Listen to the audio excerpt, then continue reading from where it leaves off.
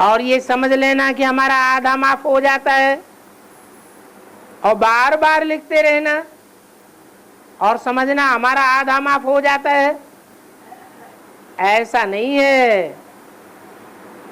एक बार माफ, दो बार माफ, तीसरी बार माफ नहीं होता है।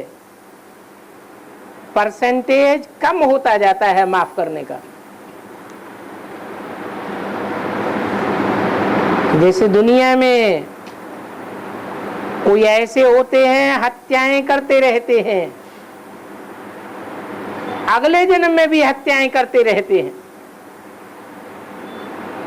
तो हत्या करने के संस्कार बन जाने के कारण उनका जन्म कसाईयों के यहाँ होता है।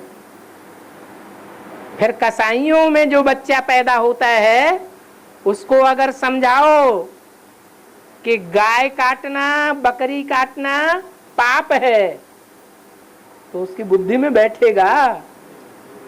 नहीं बैठेगा। ऐसे जट बुद्धि हो जाते हैं। हाँ बाबा, कई शिव मंदिर में ना परिक्रमा आदि दी जाती है शिवलिंग के आसपास, लोग किस चीज की यात्रा है? जो परिक्रमा करते हैं, पूरी परिक्रमा न करके जहां से लौट जाते हैं वापस, तो वहां क्या चीज है? नाली। वो नाली की ओर बैल बैठा हुआ दिखाया गया है।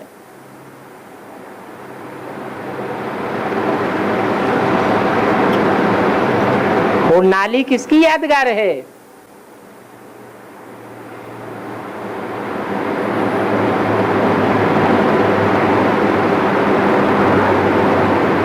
शिवलिंग स्थापन करते हैं तो जलाधारी में स्थापन करते हैं।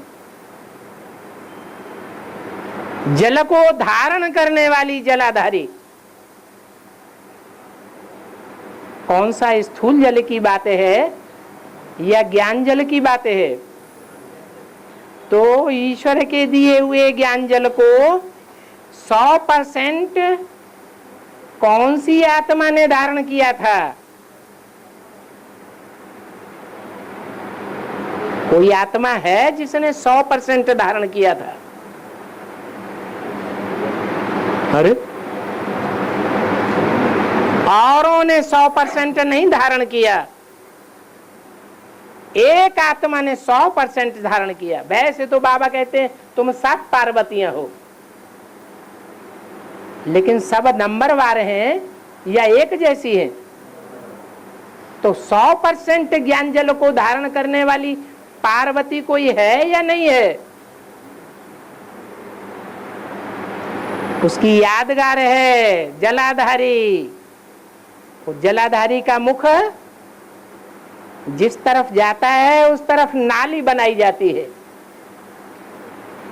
वो तुम्हारी अम्मा है। अम्मा को क्रॉस करना अच्छी बात है क्या है? कृष्ण क्या करता है? कृष्ण अम्मा का पति बनकर के बैठता है या बच्चा ही बनकर रहता है? पति बनकर के बैठ जाता है, जो बैल के रूप में दिखाया हुआ है। तो बैल बुद्धि बनना है या दिव्य बुद्धि देवता बनना है? क्या बनना है? दिव्य बुद्धि बनना है।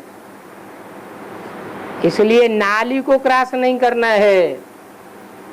दूसरी बात दिखाते हैं, शिव के ऊपर जो नैवेद्य चढ़ाया जाता है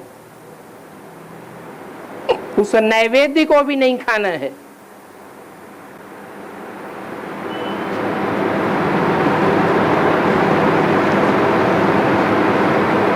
जो कन्याएं माताएं अर्पण होती है वो ही नैवेद्य है।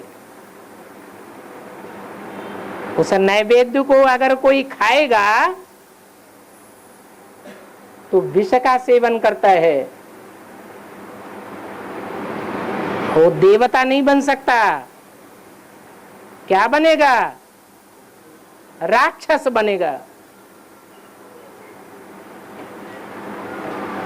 और बाबा जलाधारी कब उत्तर की तरफ भी दिखाया जाता है, उत्तर शिवालय में। ऐसा कुछ नहीं है, उत्तर की तरफ दिखाया जाता है।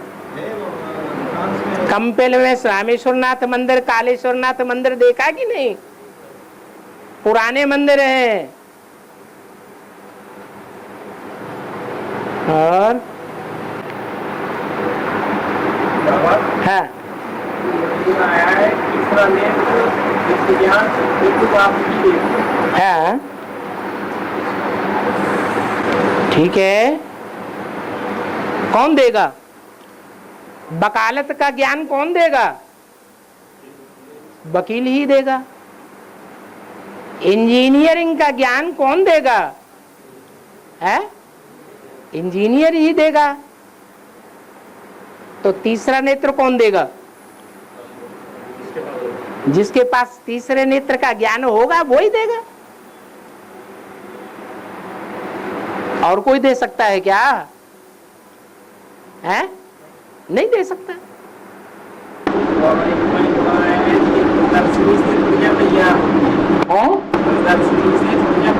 हाँ जी, राजा को तैयार करने के लिए एक एक को बैठ करके समझाना पड़ता है। प्रदर्शनी में हुजूम के हुजूम आते हैं और उनको इकट्ठा समझाया जाता है। दृष्टि की ताकत व्यभिचारी मिलेगी या अव्यभिचारी मिलेगी? व्यभिचारी ताकत मिलती है। प्रदर्शनी में वाइब्रेशन की ताकत व्यभिचारी मिलेगी या व्यभिचारी मिलेगी? व्यभिचारी शक्ति मिलती है। वाचा की पावर व्यभिचारी होगी या व्यभिचारी होगी? वो भी व्यभिचारी हो जाती है।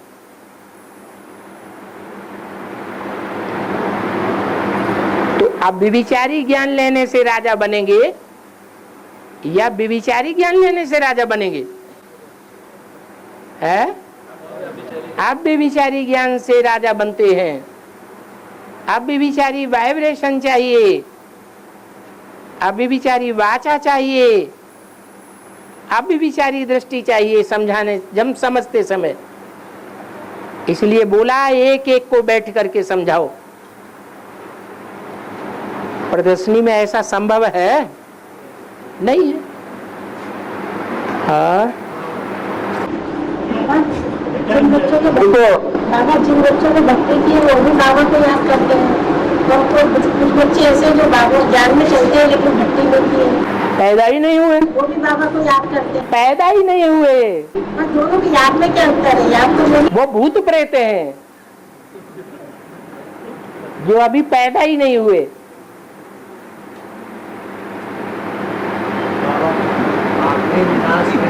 गर्भ में जाए बगैर बच्चा बनता है या गर्भ में जाने से बच्चा बनता है? गर्भ में आत्मा जाएगी तो बाप का बच्चा बनेगी। वो 9 महीने का गर्भ होता है, ये 9 दिन का गर्भ है, ज्ञान गर्भ। एक दिन आना एक दिन जाना, 7 दिन बीच में। तो जो आत्मा गर्भ में गई नहीं, बाप के घर में पहुंची ही नहीं, वो बाप का बच्चा कैसे बन गई? उसकी याद बाबा तक पहुंचती है कि नहीं पहुंचती है? बाबा तक तो सब पहुंचता है, लेकिन जिसे आप बाबा समझते हैं वो बाबा साकार होता है या निराकार होता है? बाबा तो साकार के मेल को कहा जाता है। बाकी शिव बाप तक तो हर बात पहुंचती है। शिव बाप है अंतर्यामी, और जिसमें प्रवेश करता है वो आत्मा है बहिर्यामी। और आखिरी विनाश के समय आदि पाप आत्मा है और आदि पुण्य आत्मा है।